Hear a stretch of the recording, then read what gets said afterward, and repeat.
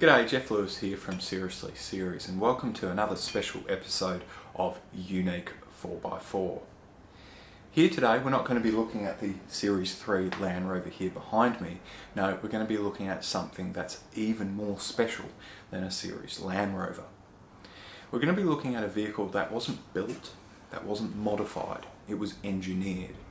The concepts that have gone behind this vehicle and the detail in which the individuals that have worked on the vehicle over many years is second to none.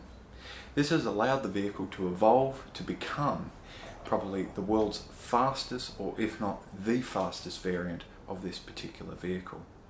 So if you want to find out more, then you know what to do. Stay tuned, but also click on the subscribe button down below, as there is so many modifications on this vehicle and there's so much detail in this vehicle that we're breaking this episode up into two parts. The first part, we're going to look at the why, the what, the where and the how, and part two, we're going to be looking at every single modification on this vehicle, every system, every nut and bolt, and we're going to be going into absolutely 100% thorough detail. So if you want to find out more, as I've already said, stay tuned.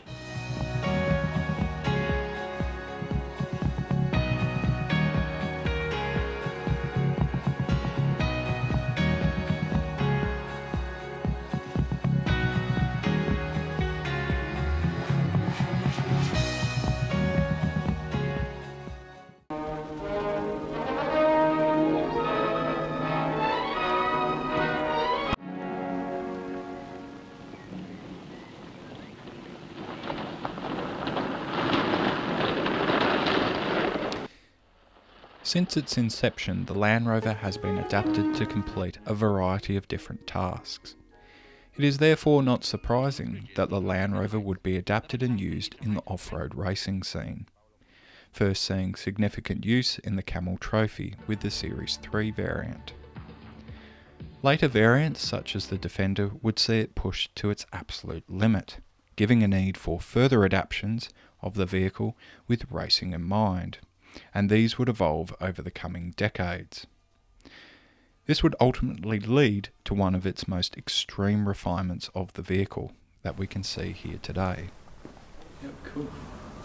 Well, thanks for making time to come on the show today, Ben. And obviously we've got a very unique vehicle here. So I guess the first question I have to ask is, why Land Rover? Why not? Yeah, why not? Good response, good response. But I guess a lot of people who have modified a vehicle to this degree here in Australia like to go for the other Land version. But I know particularly for yourself, Land Rover has a special place in your heart.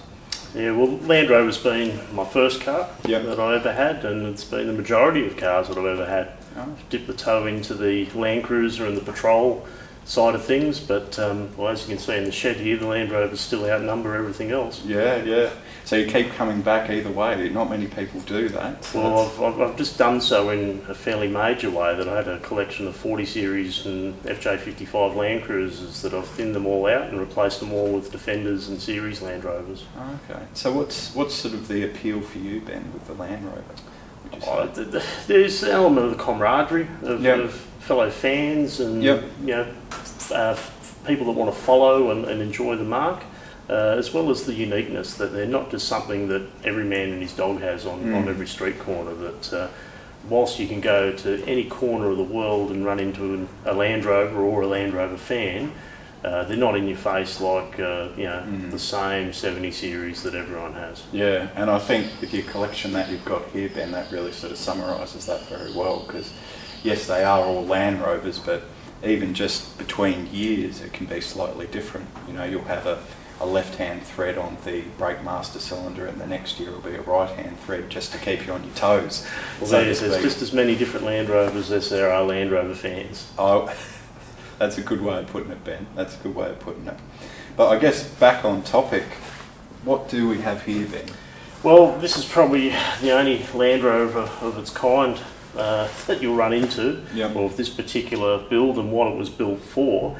It's actually a 2012 Defender. It may not look it to a lot of people, but it is, or at the time, was a brand new Defender 2012 chassis, body panels, cab, roof, and then basically modified to suit a particular engine and suspension setup, built for desert racing essentially. So things like the Dakar Rally and the Australasian Safari, that's what this thing's primary design concept was around. Wow, wow.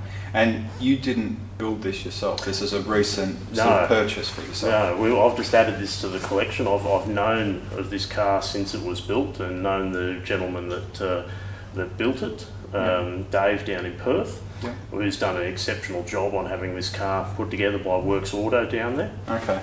I used to drool over this car at the Australasian Safari when I was an official, so it's a bit serendipitous that I've ended up, the car I used to drool over and be a fan of, I've now got sitting in my workshop, and it's a dream come true then. Get a chance to race it myself. Yeah. Now, on that, when it comes to actually building or modifying a vehicle, many of us go out to obviously Ironman or ARB, and we get a set of shock absorbers and we feel like we've reinvented the wheel, but this is something completely different. It's not just someone tinkering in their backyard, it's actually engineering to the max, isn't it? Yeah, a lot of research and development was done on this car to get it where it was. Originally Dave had an earlier model Defender, an actual road-going Defender that was then modified to become a race car. Whereas this has been a ground-up build from the lessons that were learnt with that vehicle, as well as advancements and different things we can do with shock absorber technology and engine and drivetrain on this particular vehicle. And I guess, obviously reaching that point, with the Defender that you said that he had previously, what were some of the faults or flaws that he sort of came across and sort of pushed him to go down this road? Well, obviously the Defender's probably more suited as carrying border collies around a paddock compared to doing 200 k's an hour through the desert. So naturally a few weaker points of the chassis and other elements were found. But most of the problems were surrounded around the chassis, that it just couldn't take the abuse of pounding through the desert and performing under race conditions fairly regularly. So whilst this is an actual Defender chassis, it's been strengthened and plated in a heck of a lot of areas, built from the lessons learned on that previous car. Okay. And so just a brief run through then, what motor are we looking at and transmission? Are the differentials, are they standard, or are there's a lot more Land Rover on this car than a lot of people think. So the engine obviously isn't Land Rover, it's a reasonably mild LS2, pushing out about 400 horsepower at the flywheel. That's bolted up to a Torque Flight, basically a full billet rebuilt Torque Flight transmission, which is essentially a drag racing automatic. So it's a manualised 3-speed auto in this thing. But then that bolts all up to a standard 2012 Defender transfer case. So there are a few little goodies in there from Ashcroft transmissions that have strengthened up the centre differential, but other than the centre differential, it's a bog standard Land Rover transfer case that's delivering the power to the wheels. The rear tail shaft's still a standard Defender tail shaft. Front one's heavily modified to suit basically the real estate constraints we've got under there. But the front and rear axles, whilst they're modified, they are a standard Defender axle and brakes on this car. So they haven't fiddled around with the splines or anything like that. It's basically it's all been kept as standard Defender parts. This vehicle runs front brake calipers and rotors front and rear. But standard calipers, standard brakes on it, and it's surprising how well this thing pulls up with that braking setup, and we're relatively light as well. But the differentials are more or less to what you can get for any Defender. It's running a Detroit True Track locker in the rear, runs an Ashcroft locker, selectable air locker in the front of this vehicle, and the diffs are also pegged in this. That is a bit of a unique thing, not something you wouldn't do to a regular road going car, so it can better handle being jumped and abused and thrashed through the bush. Wow. And so I guess what's your sort of future for this vehicle, Ben? Is this just to go and put the border collies in the back and go around the paddock, or is something a bit more serious than that? No. Well, my dog doesn't mind jumping up into it and go for a ride around the yard. But no, the plan is to get this thing back out racing again. It's been 2 years since it's been in any competitive racing. Right. So first stop for it is a bit of a tidy up, a bit of a service, and go through things. There's a mountain of spare parts there, and a lot of customised components that we need to organise and sort and prepare for going on the road racing. Because it's a very different, kettle of fish compared to just obviously going out four-wheel driving. You've got to make sure you finish that race, don't you? Yes, they're fairly arduous, even a lot of the shorter course events that are run in WA, because you're basically running the car at 100%, for 300-400 kilometres, it is putting a heck of a lot of strain on things. And then to that end, things like transmission fluids, engine oils, the whole car has a service, like a proper service, and all fluids changed every race. Wow.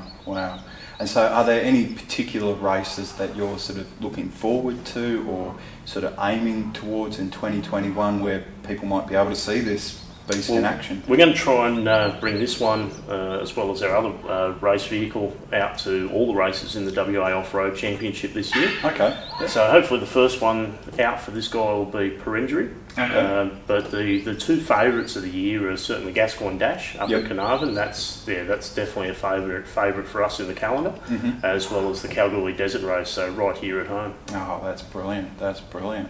Well, how about we leave it here at the front and we actually dive into the full specs of the vehicle, Ben. And if you're not a Land Rover going enthusiast, you are warned, but we're going to be going into every nut and bolt in this vehicle. So we'll pick up the camera and we'll do a bit of a walk around, Ben. Rightio, let's do it. Awesome.